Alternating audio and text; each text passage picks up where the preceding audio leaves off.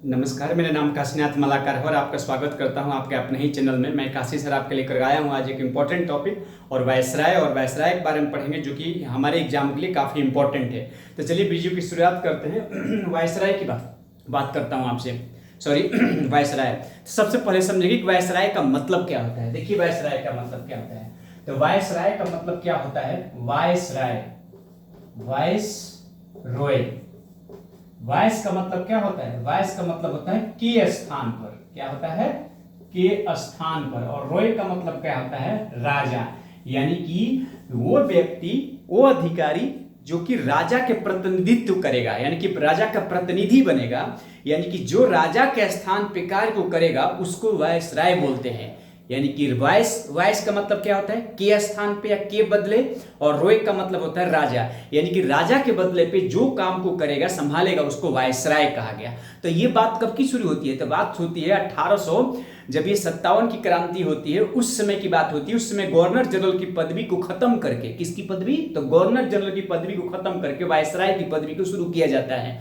और भारत का प्रथम वायसराय लॉर्ड केनिंग को बनाया जाता है। और कब से कब की आज हम बात करेंगे, तो हम 1858 से 1950 की बात करते हैं वायसराय के बारे में। तो आज हम इंपॉर्टेंट यानी कि महत्वपूर्ण वायसराय की बात करेंगे जो कि हमारे एग्जाम के व्यू से इंपॉर्टेंट है। वैसे वायसराय तो बहुत हुए, लेकिन जो इंपॉर्टेंट वायसराय है हम उन्हीं के बारे में बात करते हैं। देखिए सबसे पहले भारत का वायसराय जो है ये 1857 की क्रांति की बात है। तो 1857 में क्रांति के बाद में वायसराय की पदवी की शुरू किया गया। और भारत का सबसे प्रथम वायसराय कौन थे, तो लॉर्ड केनिंग थे। इनका कार्य कब से शुरू होता है, तो देखिए कब से होता है, 1856 से 1862 इनका कार्यकाल शुरू होता है। और इसके बाद क्या है, 1856 से 1862, 1857 का विद्रोह हुआ। इन्हीं के कार्यकाल में 1857 का विद्रोह हुआ।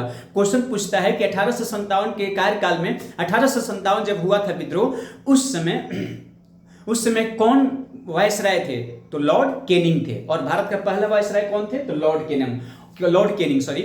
और आईपीसी का गठन इन्हीं के कार्यकाल में किया गया। ये आईपीसी क्या है, तो इंडियन पिनल कोड है, जिसको भारतीय दंड संहिता बोलते हैं। तो आईपीसी का गठन इन्हीं के कार्यकाल में। और भारतीय वायसराय, पहला वायसराय, विधवा पुनर्विवाह इन्हीं के कार्यकाल में शुरू किया। किनके काल में, विधवा पुनर्विवाह। इसके बाद डॉक्ट्राइन ऑफ लैप्स की नीति को खत्म कर दिया गया। तो डॉक्ट्राइन ऑफ लैप्स क्या है, देखिए डॉक्ट्राइन ऑफ लैप्स क्या है, व्यक्तिगत की नीति क्या है।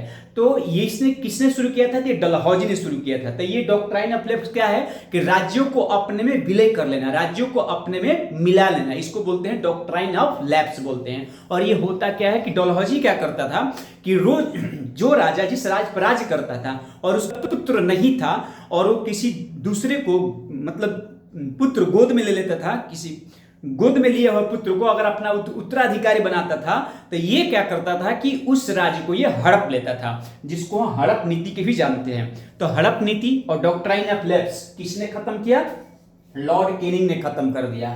तो विधवा पुनर्विवाह, डॉक्ट्राइन ऑफ लैप्स और इंडियन हाई कोर्ट एक्ट इन्हीं के कार्यकाल में आया था। क्या आया था, इंडियन हाई कोर्ट एक्ट इन्हीं के कार्यकाल में आया था। और ये क्या था, तो इसी के तहत में मुंबई, उस समय मुंबई बोला जाता था, उस समय बंबई बोला जाता था, माफ कीजिएगा, बंबई बोला जाता था। और अब न मुंबई हो गया है। तो बंबई में, कलकत्ता में और मद्रास में 3 जगह हाई कोर्ट का स्थापना किया गया था। किसकी स्थापना किया गया था, हाई कोर्ट का। ये हो गई आपकी लॉर्ड केनिंग। अब हम बात करते हैं लॉर्ड मेयो की। तो लॉर्ड मेयो क्या है, 1869 से 1872 इनका कार्यकाल क्या होता है, लॉर्ड मेयो की बात। तो लॉर्ड, अगला वायसराय कौन बनते हैं, लॉर्ड मेयो। इन्हीं के कार्यकाल में भारत में प्रथम जनगणना की शुरुआत किया गया था। भारत में प्रथम जनगणना की शुरुआत कब हुई थी, इन्हीं के कार्यकाल में, लॉर्ड मेयो के कार्यकाल में। और इन्हीं के कार्यकाल में लॉर्ड मेयो के एक ऐसा वायसराय था कि इन्हीं के कार्यकाल में, इन्हीं के शासन में इनकी हत्या कर दी गई थी। तो पूछा जाता है क्वेश्चन कि कौन सा वायसराय था कि इनके कार्यकाल में इनकी हत्या कर दी गई थी। तो इन्हीं के कार्यकाल में 1872 में अंडमान में, कहां पे, तो अंडमान में शेर अली अफरीदी के द्वारा इनकी 1872 में हत्या कर दी गई थी। और लॉर्ड मेयो ने ही अजमेर में लॉर्ड कॉलेज की विश्वविद्यालय की स्थापना किया था, या कॉलेज की स्थापना किया था, कॉलेज की स्थापना किया था लॉर्ड मेयो ने ही। कहां पे, तो अजमेर में। और लॉर्ड मेयो के क्या क्या हमने पढ़ा, 1869 से 1872, तो 1872 में अजमेर में मेयो कॉलेज की स्थापना किया गया। इसके बाद इन्होंने क्या किया, शेर अफरीदी द्वारा अंडमान में इनकी हत्या कर दी गई और पहली बार जनगणना की शुरुआत किया गया था। सड़क, स्वास्थ्य और शिक्षा की शुरुआत लॉर्ड मेयो ने ही किया था। इसके बाद हम बात करते हैं लॉर्ड लिटन की बात करते हैं। देखिए जरा इसको समझिए आप लॉर्ड लिटन के बारे में। तो लॉर्ड लिटन क्या थे, तो लॉर्ड लिटन 1876 से 1880 में आते हैं। ये लॉर्ड लिटन, अगला वायसराय कौन पढ़ेंगे, लॉर्ड लिटन। तो वर्ना प्रेस कूलर एक्ट लेकर के आए थे ये लॉर्ड लिटन के काल में ही वर्ना प्रेस एक्ट कूलर आया था। और ये वर्ना प्रेस कूलर एक्ट क्या था कि इसी वर्ना प्रेस कूलर के एक्ट के तहत क्या था कि भारतीय जो है अगर कोई आपत्तिजनक न्यूज छापता है, समाचार पत्र छापता है, तो उसको क्या कर देता है, उसको प्रेस सहित उसकी संपत्ति को जब्त कर लिया जाता और समाचार पत्रों पर रोक लगा दिया गया था। ये क्या था, वर्ना प्रेस कूलर एक्ट। कब आया था, तो लॉर्ड लिटन के कार्यकाल में। और लॉर्ड लिटन के कार्यकाल कब था, 1876 से 1880। इसके बाद बात करता हूं लॉर्ड रिपन की। तो लॉर्ड रिपन क्या आते हैं, देखिए 1880 से 1884 में लॉर्ड रिपन आते हैं। और ये क्या कह रहे हैं, इन्हीं को भारत का उदारक बोला जाता है, भारत का उदारक बोला जाता है। किसको बोला जाता है, लॉर्ड रिपन को। क्यों, क्योंकि इन्हीं को भारत की स्वतंत्रता की पहली किरण दिखाई देती है इन्हीं की वजह से। और ये वर्ना प्रेस कूलर एक्ट को खत्म कर दिया इन्होंने। क्या कर दिया, तो वर्ना प्रेस एक्ट कूलर को समाप्त कर दिया पूरी की तरह से। और इन्हीं के कार्य में नियमित जनगणना की शुरुआत की गई थी। कब, तो 1881 में नियमित जनगणना की शुरुआत हुई थी और तभी से हर 10 साल पे भारत में जनगणना होती है। और इसके बाद स्थानीय स्वशासन की शुरुआत किसने किया था, तो लॉर्ड रिपन ने किया था। इसके बाद भारत के स्वशासन की जनक किसको बोलते हैं, अस्थाई स्वशासन के जनक किसको बोलते हैं, तो लॉर्ड रिपन को बोलते हैं। इसके बाद क्या क्या था, इन्होंने प्रथम कारखाना अधिनियम लाया था और इन्हीं के कार्यकाल में एल्बर्ट बिल पास हुआ था। इसमें क्या है एल्बर्ट बिल, तो एल्बर्ट बिल क्या है कि यूरोप में भारतीयों को जज बनने का मौका दिया गया। इसके बाद ये है लॉर्ड रिपन। तो ये हो गया लॉर्ड रिपन का कार्यकाल। तो मैं उम्मीद करता हूं कि यहां तक आपको बातें समझ में आ गई होगी। अगर आप अब आ गई है तो आप इसके स्क्रीनशॉट लीजिए, उसके बाद फिर मैं आपसे आगे की बात करता हूं। तब तक आप स्क्रीनशॉट लीजिए, जल्दी से फटाफट स्क्रीनशॉट लीजिए।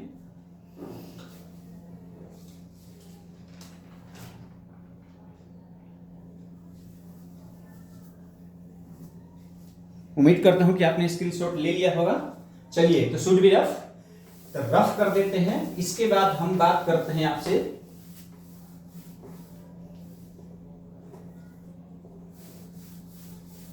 देखिए किसकी बात करते हैं, इसके बाद हम बात करते हैं लॉर्ड डफरिन की।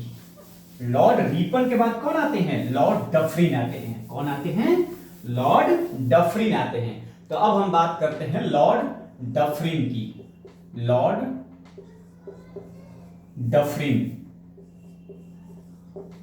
डफरिन की, तो लॉर्ड डफरिन कब आते हैं, तो लॉर्ड डफरिन 1884 से 1888, 1884 से 1888, तो ये आते हैं लॉर्ड डफरिन।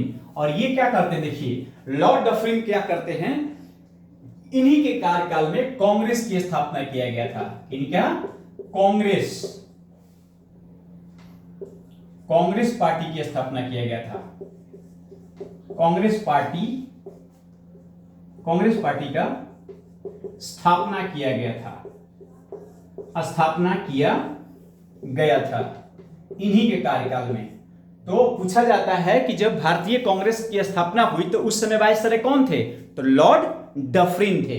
और लॉर्ड डफरिन को, और इन्होंने क्या किया था, जब ये कांग्रेस पार्टी कहां पर स्थापना किया गया था, तो मुंबई, उसमें बम्बे था, तो मुंबई के गोकुलदास, कहां पे, गोकुलदास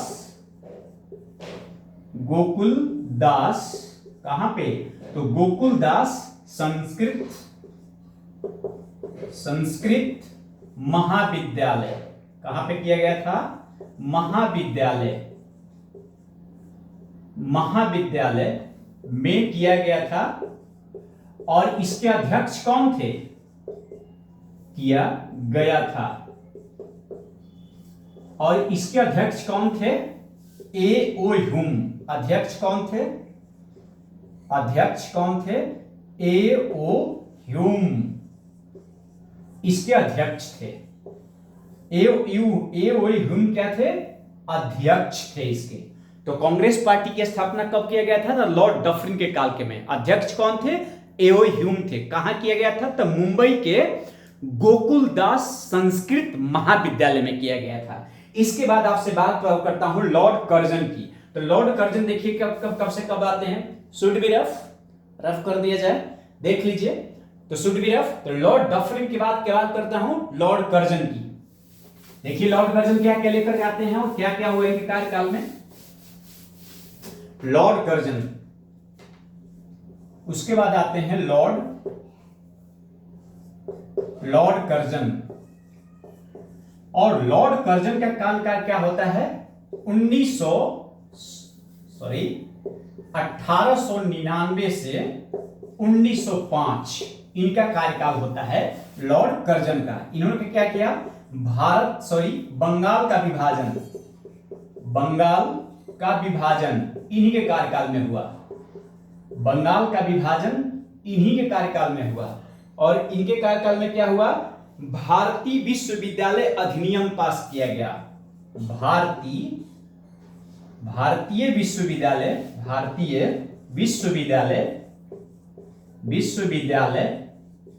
अधिनियम पास किया गया। अधिनियम पास किया गया। इन्हीं के कार्यकाल में भारतीय विश्वविद्यालय अधिनियम पास किया गया। उसके बाद क्या हुआ? इन्हीं के कार्यकाल में क्या हुआ देख लीजिए। इन्हीं के कार्यकाल में ऐतिहासिक इमारतों की सुरक्षा के लिए भारतीय पुरातत्व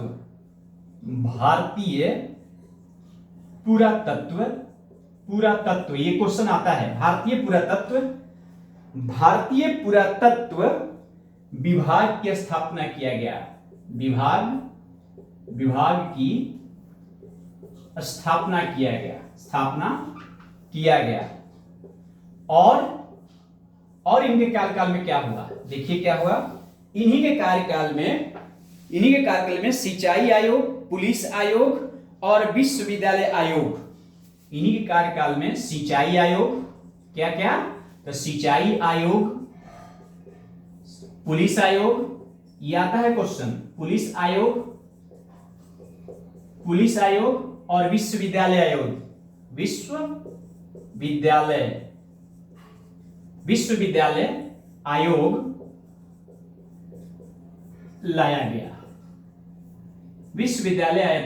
लाया गया। तो देखा आपने, हमने क्या क्या देखा? लॉर्ड कर्जन के कार्यकाल में क्या देखा? देखिए क्या है, 1899 से 1905 इनका कार्यकाल होता है लॉर्ड कर्जन की। अरे भाई तुम तो कर्जे में खुद ही, मैं ट्रिक बता रहा हूं, एक तो तुम कर्जे में खुद डूबे हो और इतना इस पे कर्ज हो गया कि बंगाल का विभाजन ही कर दिया। इतना इस पे कर्ज चढ़ गया कि बंगाल का विभाजन कर दिया। यानी कि मैं ट्रिक बता रहा हूं। तो लॉर्ड कर्जन क्या किया? 1905 में इसका कार्यकाल रहता है और बंगाल का विभाजन इन्हीं के कार्यकाल में। भारतीय विश्वविद्यालय अधिनियम इन्हीं के कार्यकाल में और भारतीय पुरातत्व विभाग इन्हीं के कार्यकाल में पास किया गया। सिंचाई आयोग, पुलिस आयोग, विश्वविद्यालय आयोग इन्हीं के कार्यकाल में आया। तो मैं उम्मीद करता हूं कि लॉर्ड कर्जन भी समझ में आ गया होगा। लॉर्ड कर्जन भी समझ में आ गया। मैं उम्मीद करता हूं कि लॉर्ड कर्जन भी आपको समझ में अच्छी तरीके से आ गया होगा। अब चलते हैं, देखिए आगे चलते हैं। अब आगे चलें। शुड बी रफ स्क्रीनशॉट ले लीजिए फटाफट। इसके बाद हम बात करते हैं लॉर्ड हॉर्डिंग आते हैं। इसके बाद देखिए शुड बी रफ। चलिए तो इसके बाद आते हैं लॉर्ड हॉर्डिंग देखिए क्या करते हैं। अब इसके बाद आते हैं लॉर्ड हॉर्डिंग। कौन आते हैं? तो लॉर्ड हॉर्डिंग आते हैं।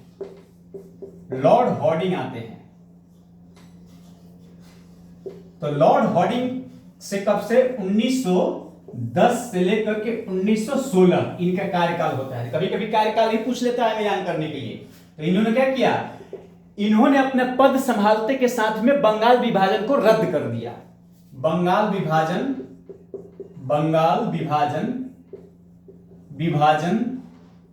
को रद्द कर कर दिया।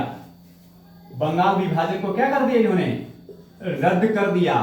और ये इतने हार्ड थे कि इन्हीं के कार्यकाल में क्या हुआ? रद्द कर दिया। और इन्होंने भारत की राजधानी थी, भारत की राजधानी कोलकाता से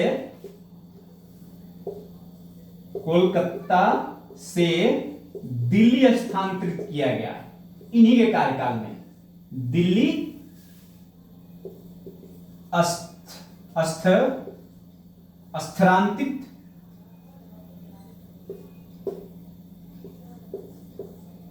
स्थानांतरित किया गया, यानी कि दिल्ली लाया गया इन्हीं के कार्यकाल में। भारत की राजधानी कोलकाता थी, उसको दिल्ली से कलकत्ता से कहां लाया गया? तो दिल्ली लाया गया। इसके बाद लॉर्ड हॉर्डिंग के कार्यकाल में ही प्रथम विश्व युद्ध हुआ था। प्रथम विश्व युद्ध की शुरुआत इन्हीं के कार्यकाल में हुआ था। विश्व युद्ध की शुरुआत कब किया गया था? तो 1914 में इन्हीं के कार्यकाल में हुआ था। शुरुआत इन्हीं के कार्यकाल में प्रथम विश्व युद्ध की शुरुआत हुआ था। तो देखिए यहां पे लॉर्ड हॉर्डिंग से हम 3 पॉइंट याद रखेंगे। क्या क्या याद रखेंगे? क्या क्या? तो बंगाल का विभाजन आते के साथ में इन्होंने क्या कर दिया? रोक लगा दिया। इसके बाद भारत की राजधानी को कोलकाता से, कब? कोलकाता से जब 1927 नवंबर की बात है, 1912 में कोलकाता से कहां पे? कोलकाता से दिल्ली स्थानांतरित किया गया राजधानी को। कब? तो 27 दिसंबर 1912 को। और प्रथम विश्व युद्ध की शुरुआत लॉर्ड हॉर्डिंग के ही कार्यकाल में हुआ था। तो उम्मीद करता हूं कि लॉर्ड हॉर्डिंग भी समझ में आ गया होगा आपको। लॉर्ड हॉर्डिंग भी समझ में आया। अब हम बात करते हैं लॉर्ड चेम्सफोर्ड की। इसके बाद लॉर्ड हॉर्डिंग के बाद कौन आते हैं? चेम्सफोर्ड आते हैं। शुड बी रफ कर दें, स्क्रीनशॉट लीजिए फटाक से। Should be rough. चलिए, तो लॉर्ड हॉर्डिंग के बाद का लॉर्ड चेम्सफोर्ड आते हैं। कौन आते हैं? Lord Chelmsford. फटाफट समझते हैं। तो लॉर्ड चेम्सफोर्ड कौन आते हैं? लॉर्ड चेम्सफोर्ड आते हैं। लॉर्ड चेम्सफोर्ड आते हैं। लॉर्ड चेम्सफोर्ड आते हैं। कौन आते हैं? थोड़ा सा और नीचे लिख देता हूं, आपको साफ दिखाई देगा। लॉर्ड चेम्सफोर्ड आते हैं। और ये कब से कब आते हैं? लॉर्ड चेम्सफोर्ड 1916 से 1916 से 21 में आते हैं। और इनके कार्यकाल में क्या हुआ? देखिए, रोलेक्ट एक्ट आया इन्हीं के कार्यकाल में। रोलेक्ट एक्ट आया इन्हीं के कार्यकाल में। जालियांवाला बाग हत्याकांड, वो पूछता है जालियांवाला बाग हत्याकांड कब हुआ था? 13 अप्रैल। कब हुआ था? 13 अप्रैल 1919 में। और ये कब हुआ था? ये भी 1919 में। इसके बाद जालियांवाला बाग हत्याकांड, मोंटेग्यू चेम्सफोर्ड, मोंटेग्यू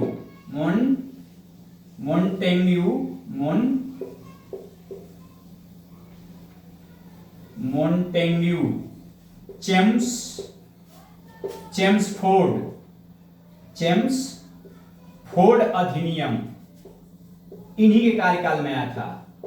अधिनियम आया था इन्हीं के कार्यकाल में। और क्या आया था? और क्या हुआ था इनके कार्यकाल में? असविनय,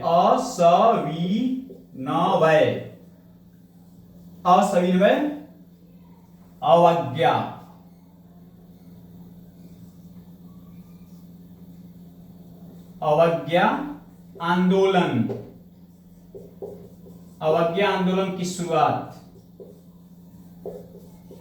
इसके बाद क्या हुआ था? महात्मा गांधी ने, किसने? महात्मा गांधी ने केसरे हिंद की केसरे हिंद की उपाधि को लौटा दिया था। क्या किया था? लौटा दिया था।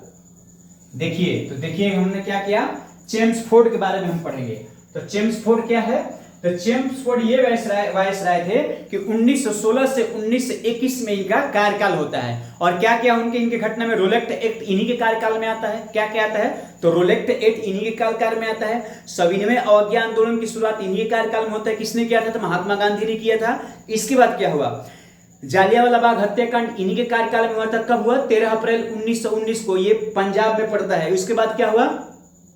मोंटेग्यू चेम्सफोर्ड अधिनियम इन्हीं के कार्यकाल में, जिसमें डुअल सिस्टम, राज्य में डुअल सिस्टम की व्यवस्था की गई थी। और इन्हीं के कार्यकाल में महात्मा गांधी ने अपना केसरे हिंद की उपाधि को लौटा दिया था। तो ये कब की बात हुई? 1916 से 1921 की बात है। और कौन इसमें वायसराय थे? तो लॉर्ड चेम्सफोर्ड थे। उम्मीद करता हूं कि भी आपको आज समझ में आ गई होगी। तो जल्दी से फटाफट इसे डाउनलोड, ये नोट डाउन करें, या तो आप इसका स्क्रीनशॉट ले लें। इसके बाद हम बात करते हैं आपसे लॉर्ड रीडिंग की। तो लॉर्ड रीडिंग का कार्यकाल देख लीजिए। लॉर्ड रीडिंग क्या लेकर के आते हैं? इसके बाद शुड बी रफ कर दें। चलिए देखिए, रफ कर दें।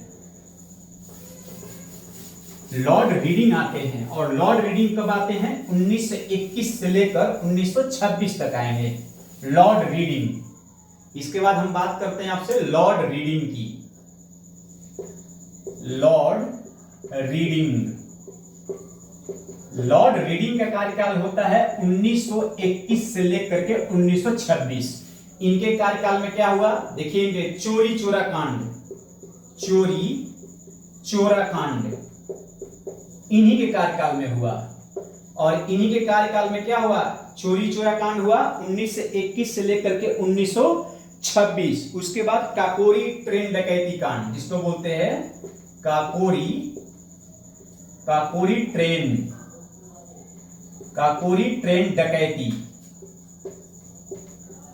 डकैती कांड इन्हीं के कार्यकाल में हुआ। चोरी चोरा कांड इन्हीं के कार्यकाल में हुआ था। देखिए, लॉर्ड रीडिंग और स्वराज पार्टी की स्थापना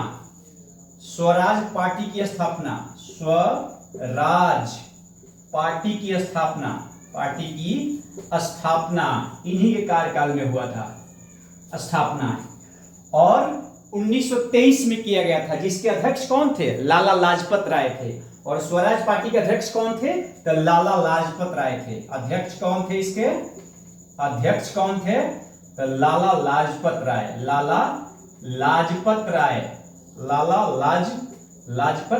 राय। और कब किया गया था? तो 1923 में किया गया था।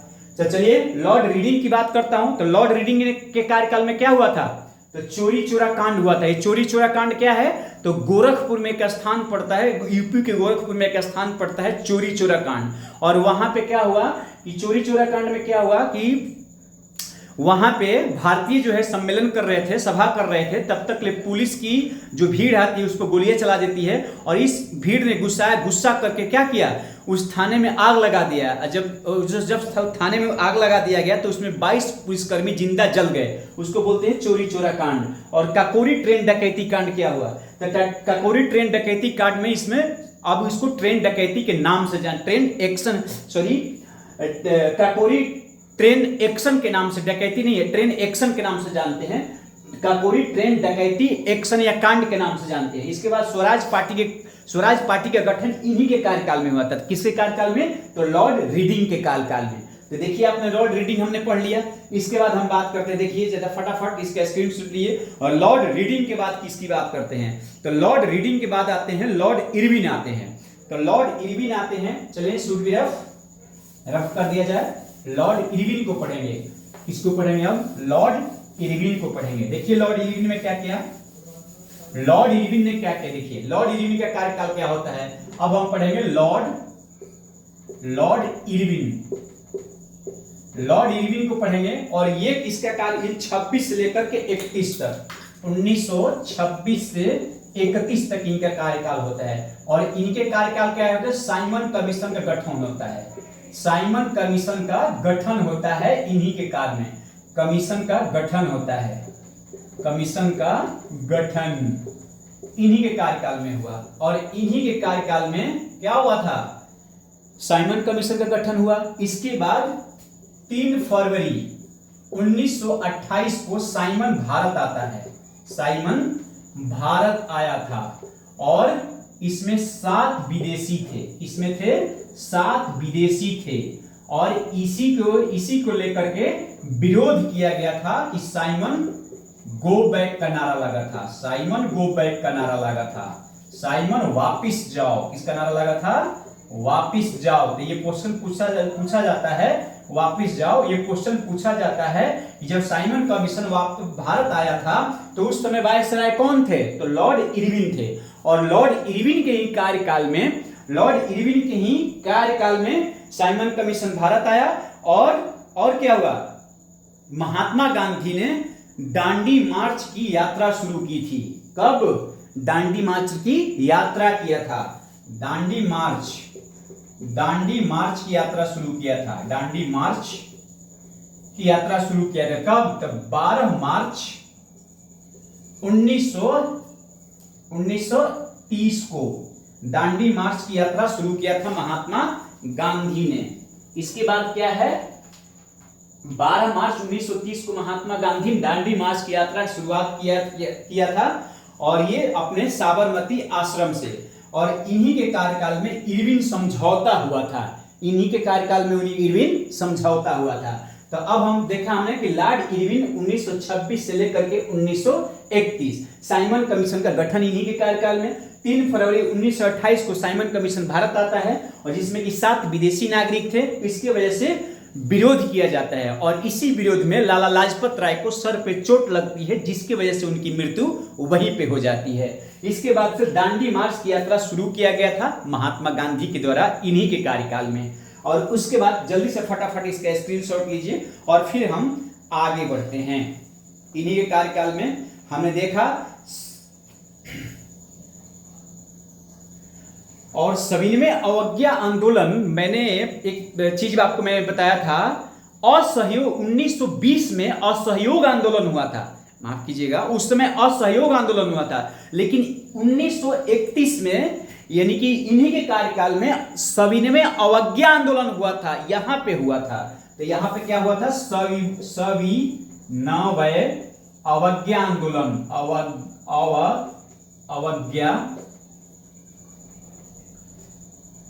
अवज्ञा आंदोलन, माफ कीजिएगा, अवज्ञा आंदोलन हुआ था, अवज्ञा आंदोलन की शुरुआत हुआ था। और 1919 में जब मैं बात किया था लॉर्ड चेम्सफोर्ड की, उसमें असहयोग आंदोलन हुआ था। वहां पर मैंने एक पॉइंट मिस्टेक कर दिया है, असहयोग आंदोलन हुआ था उस समय, जिसके कौन थे, महात्मा गांधी ने शुरुआत किया था। और यहाँ पे 70वें अवज्ञा आंदोलन यहाँ पे शुरू किया था लॉर्ड इरविन के काल में।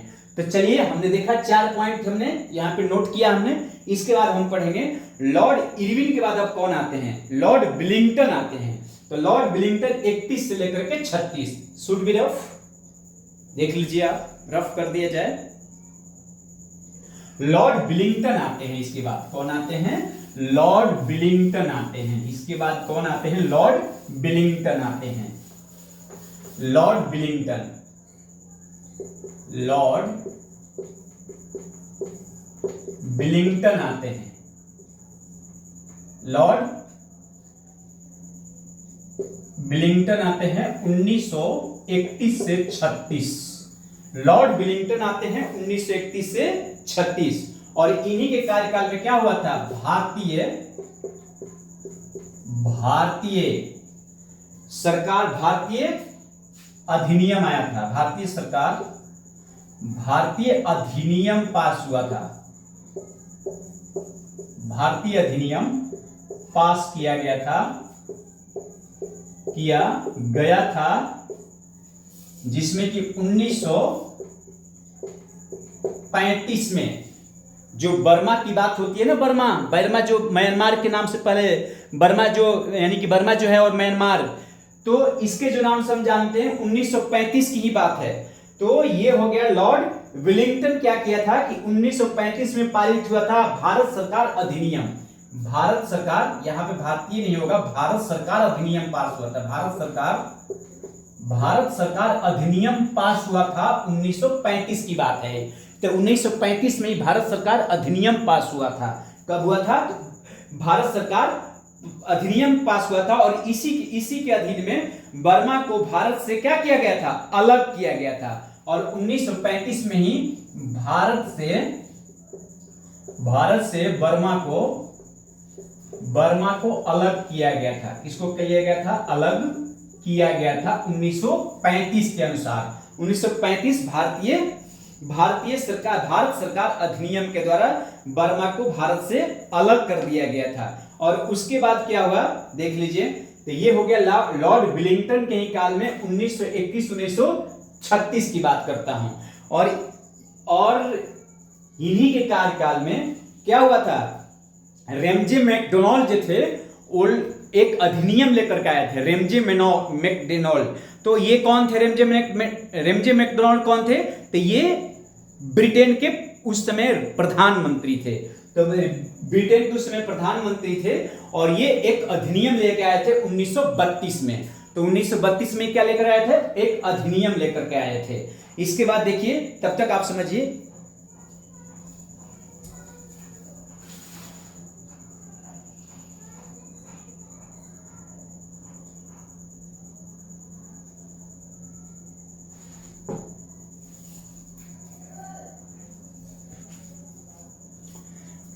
उसके बाद क्या हुआ था? तो 1935 में ही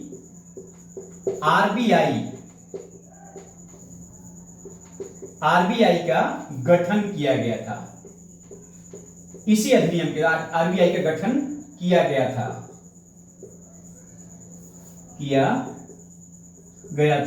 उसके बाद देखिए क्या हुआ।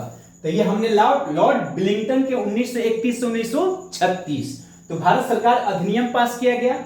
1935 भारत से बर्मा को अलग कर दिया गया और 1935 में आरबीआई का गठन किया गया था। तो उस समय वायसराय कौन थे? लॉर्ड वेलिंगटन थे। अब हम बात करते हैं लॉर्ड लिनलिथगो की। तो लॉर्ड लिनलिथगो की बात करते हैं। Should be rough. चलिए इसको रफ कर दिया जाए। Should be rough. तो अब हम बात करते हैं कौन से नेक्स्ट वायसराय का? कौन होंगे हमारे? Lord Linlithgow. लॉर्ड लिन, ये बहुत इंपॉर्टेंट है। लिनलिथगो,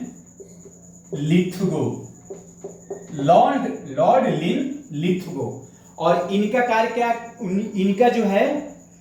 कार्यकाल क्या होता है? 1936 से लेकर 1943। 1936 से 43 तक इनका कार्यकाल होता है। और इन्हीं के कार्यकाल में सेकेंड वर्ल्ड वॉर हुआ था, जिसको हम बोलते हैं द्वितीय विश्व युद्ध। द्वितीय विश्व युद्ध हुआ था 1939 में। कब हुआ था? तो 1939 में शुरू हुआ था। और इन्हीं के कार्यकाल में क्या आया था? क्रिप्स मिशन आया था। इन्हीं के कार्यकाल में क्रिप्स मिशन आया था। क्रिप्स मिशन इन्हीं के कार्यकाल में आया था। इसके बाद क्या हुआ? क्रिप्स मिशन आया था इन्हीं के कार्यकाल में। और क्या हुआ था? भारत छोड़ो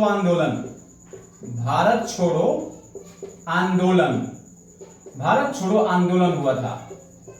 इन्हीं के कार्यकाल में भारत छोड़ो आंदोलन हुआ था। तो ये पूछता है कि जब भारत और पहली बार जनगणना, इन्हीं के कार्यकाल में, पहली बार जनगणना नहीं बोलेंगे, माफ कीजिएगा। तो भारत छोड़ो आंदोलन इन्हीं के कार्यकाल में हुआ और क्रिप्स मिशन इन्हीं के कार्यकाल में आया और द्वितीय विश्व युद्ध की शुरुआत इन्हीं के कार्यकाल में हुआ। तो किसके कार्यकाल में हुआ?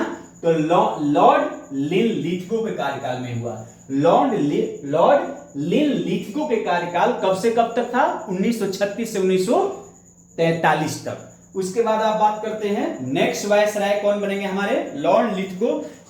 और इसके बाद प्रथम एक और पॉइंट में आम चुनाव हुआ था। इन्हीं के कार्यकाल में प्रथम आम चुनाव हुआ था। इन्हीं के कार्यकाल में आम चुनाव हुआ था। प्रथम आम चुनाव हुआ था इन्हीं के कार्यकाल में। प्रथम आम चुनाव हुआ था। इसके बाद क्रिप्स मिशन इन्हीं के कार्यकाल में आया था।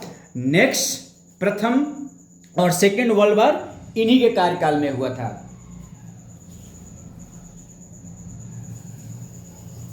अब इसके बाद बात करता हूं Lord Mountbatten. Should be rough, Lord Mountbatten. अब देख लीजिए नेक्स्ट, लॉर्ड माउंटबेटन 1947 से 1948। लॉर्ड माउंटबेटन, लॉर्ड माउंटबेटन 1947 से 1948। तो इन्हीं के कार्यकाल में भारत को स्वतंत्रता मिली थी। भारत आजाद हुआ था, भारत को स्वतंत्रता मिली थी, स्वतंत्रता मिली थी इन्हीं के कार्यकाल में। तो पूछा जाता है कि जब भारत आजाद हुआ तो उस समय वायसराय कौन थे? लॉर्ड माउंटबेटन थे। कौन थे? तो लॉर्ड माउंटबेटन थे, इन्हीं के कार्यकाल में हुआ था। तो लॉर्ड माउंटबेटन, इन्हीं के कार्यकाल में भारत को स्वतंत्रता मिली थी। क्या मिली थी? इन्हीं के कार्यकाल में भारत की स्वतंत्रता मिली थी। और इन्हीं के कार्यकाल में जब भारत की स्वतंत्रता मिली थी तो यहां से वायसराय की पदवी को खत्म करके और फिर से गवर्नर जनरल की पदवी को शुरुआत किया गया था। और ये तो इस प्रकार से हम बोल सकते हैं कि भारत के अंतिम वायसराय, भारत के अंतिम वायसराय कौन थे? तो लॉर्ड माउंटबेटन। कौन थे? लॉर्ड माउंटबेटन थे अंतिम वायसराय। और प्रथम वायसराय अंतिम वायसराय कौन थे? तो लॉर्ड माउंटबेटन। और प्रथम गवर्नर जनरल, भारत के प्रथम गवर्नर जनरल कौन बने? तो लॉर्ड माउंटबेटन बने। लॉर्ड माउंटबेटन बने। और क्यों ऐसा क्यों कह रहे हो सर जी? क्योंकि जब यहां पे वायसराय की पदवी को खत्म कर दिया गया तो गवर्नर जनरल की पदवी की शुरुआत की गई। तो जब गवर्नर जनरल की पदवी की शुरुआत की गई तो पहला गवर्नर जनरल कौन बनेगा? तो फिर ये तो यहां पे गवर्नर जनरल की शुरुआत हो जाएगी ना। तो इस प्रकार से तो यही फिर से बनेंगे, दोबारा बनेंगे ना। फिर तो ये गवर्नर जनरल पहले तो नहीं बोल सकते हैं, लेकिन गवर्नर जनरल की जो वायसराय की पदवी को खत्म किया गया तो फिर से गवर्नर जनरल इसको कौन बनाया था?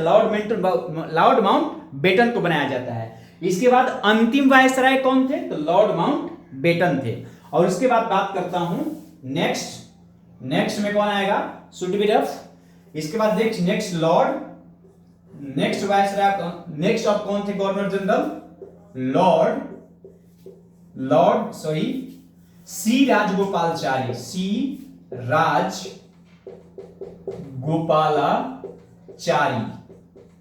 राजगोपालाचारी ये आते हैं 48 से 1900। सी राजगोपालाचारी आते हैं और ये आते हैं 1948 से 1950। 1948 से 1950 सी राजगोपालाचारी आते हैं। और ये भारत के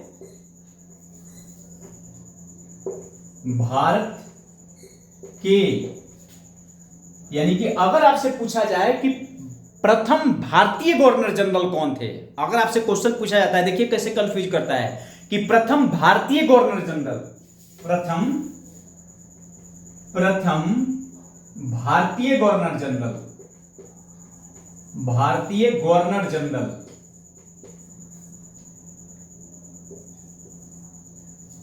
भारतीय प्रथम गवर्नर जनरल कौन थे? तो सी राजगोपालाचारी।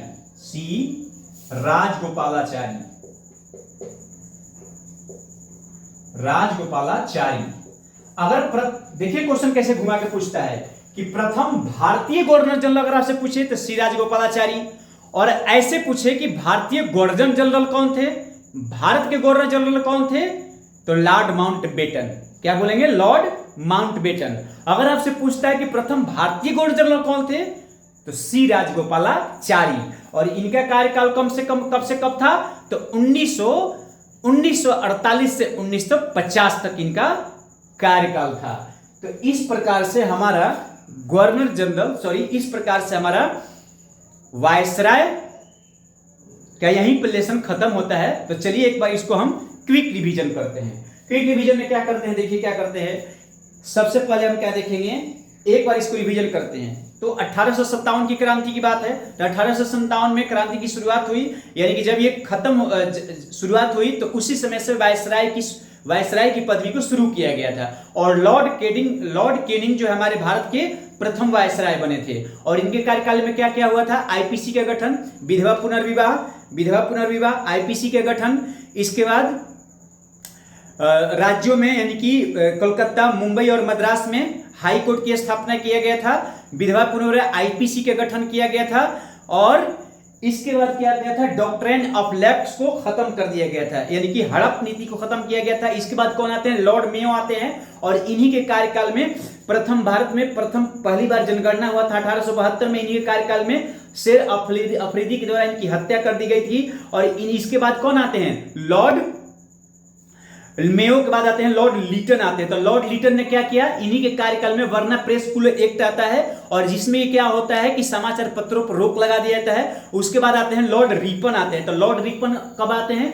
तो लॉर्ड रिपन जब आते हैं तो इन्हीं के कार्यकाल में क्या? प्रथम कर अधिनियम, उसके बाद स्थानीय स्वशासन की व्यवस्था, इनको स्थानीय स्वशासन की जनक बोला जाता है भारत में, और इन्हीं को भारत का उदारक बोला जाता है। और इन्हीं के कार्यकाल में एल्बर्ट बिल आया था, जिसके तरह से यूरोप में भारतीय को जज बनने का मौका मिला था। लॉर्ड रिपन आ गए, और लॉर्ड रिपन के बाद कौन आते हैं? लॉर्ड डफरिन आते हैं। तो लॉर्ड डफरिन के कार्यकाल में क्या हुआ था? कांग्रेस की स्थापना किया गया था 1985 में, और 1985 में एओए होमिस के अध्यक्ष थे, और मुंबई के गोकुल दास संस्कृत महाविद्यालय में स्थापना हुआ था। उसके बाद लॉर्ड डफरिन के बाद कौन आते हैं? लॉर्ड कर्जन आते हैं। तो लॉर्ड कर्जन कब आते हैं? 1899 से 1905 में बंगाल का विभाजन हुआ था। और बंगाल का विभाजन के बाद लॉर्ड कर्जन ने क्या किया था? सिंचाई आयोग, पुलिस आयोग, और इसके बाद पुलिस आयोग, सिंचाई आयोग और विश्वविद्यालय आयोग की स्थापना किया गया था। और विज्ञान पुरातत्व की विभाग की स्थापना किया गया था। और लॉर्ड कर्जन के बाद कौन आते हैं? लॉर्ड हॉर्डिंग आते हैं। तो लॉर्ड हॉर्डिंग के कार्यकाल में क्या था? प्रथम विश्व युद्ध हुआ था। लॉर्ड हॉर्डिंग ने ही बंगाल का विभाजन को रद्द करवा दिया। और लॉर्ड हॉर्डिंग के ही कार्यकाल में कोलकाता से दिल्ली राजधानी स्थानांतरित हुई। लॉर्ड हॉर्डिंग के बाद आते हैं चेम्सफोर्ड आते हैं। चेम्सफोर्ड के बाद में रोलेक्ट एक्ट आता है, जलियांवाला बाग हत्याकांड हुआ था, असहयोग आंदोलन होता है, महात्मा गांधी ने किया था, और केसरी हिंद की उपाधि को लौटा दिया था। लॉर्ड चेम्सफोर्ड के बाद आते हैं लॉर्ड रीडिंग आते हैं। लॉर्ड रीडिंग के चोरा चोरी कांड हुआ था, ट्रेन डकैती कांड हुआ था। और इसके बाद आते हैं लॉर्ड इरविन आते हैं। तो लॉर्ड इरविन के काल में साइमन कमीशन का गठन होता है। साइमन कमीशन के बाद क्या हुआ? उसके बाद साइमन कमीशन भारत आता है 3 फरवरी 1928 को आता है। और इसके बाद में लॉर्ड इरविन के कार्यकाल में ही महात्मा गांधी जो है सविनय अवज्ञा आंदोलन की शुरुआत करते हैं, और दांडी मार्च की यात्रा 12 मार्च 1930 को करते हैं। उसके बाद लॉर्ड वेलिंगटन आते हैं। तो लॉर्ड वेलिंगटन के कार्यकाल में 1935 में भारत सरकार अधिनियम आता है, जिसके तहत क्या होता है? जिसके तरह 1935 में आरबीआई का गठन होता है, और बर्मा को भारत से अलग कर दिया जाता है। और उसके बाद आते हैं लॉर्ड लिथगो आते हैं। तो लॉर्ड लिथगो का कार्यकाल क्या था? 1936 से 1943। और इन्हीं के कार्यकाल में सेकेंड वर्ल्ड वॉर हुआ था, और इसके सेकेंड वर्ल्ड क्रिप्स मिशन इन्हीं के कार्यकाल में, भारत छोड़ो आंदोलन इन्हीं के कार्यकाल में, आम चुनाव, प्रथम बार आम चुनाव कब हुआ था? लॉर्ड लिथगो के कार्यकाल में हुआ था। और उसके बाद क्रिप्स मिशन भी इन्हीं के कार्यकाल में आया था। इसके बाद कौन आते हैं? लॉर्ड माउंटबेटन आते हैं। तो लॉर्ड माउंटबेटन कब आते हैं? 1947 से 1948 में आते हैं। और 1947 में 1948 में आते हैं। तो इसमें क्या करते हैं? तो ये भारत के अंतिम वायसराय थे। यहीं से वायसराय की पदवी को खत्म कर दिया जाता है, और फिर से गवर्नर जनरल की पदवी को शुरुआत कर दिया जाता है। तो अगर आपसे पूछता है कि भारत के प्रथम लास्ट वायसराय कौन थे? लॉर्ड माउंटबेटन थे। और उसके बाद लॉर्ड माउंटबेटन के बाद कौन आते हैं? सी राजगोपालाचारी आते हैं। और यहीं से ये गवर्नर जनरल बनने की पदवी की शुरुआत कर दिया जाता है। तो 1948 से 1950 में सी राजगोपालाचारी भारत के गवर्नर जनरल बनते हैं। और अगर आपसे पूछता है कि भारत के गवर्नर जनरल कौन थे, तो लॉर्ड माउंटबेटन। अगर आपसे पूछा जाता है क्वेश्चन में कि भारत के भारतीय गवर्नर जनरल कौन थे, भारत के प्रथम भारतीय गवर्नर जनरल कौन थे, तो सी राजगोपालाचारी। अरे इतना तो बता दो, समझ में आया, मजा आया। अगर आपको ये वीडियो अच्छी लगी है तो आप इसे लाइक करें, शेयर करें, सब्सक्राइब करें और मुझे बताएं कमेंट बॉक्स में कि आपको किस टॉपिक पे, किस पॉइंट पे आपको अगला वीडियो चाहिए। तब तक के लिए आप हंसते रहिए, मुस्कुराते रहिए, अपना ख्याल रखिए और तैयारी बहुत अच्छे से करते रहिए। बहुत बहुत धन्यवाद।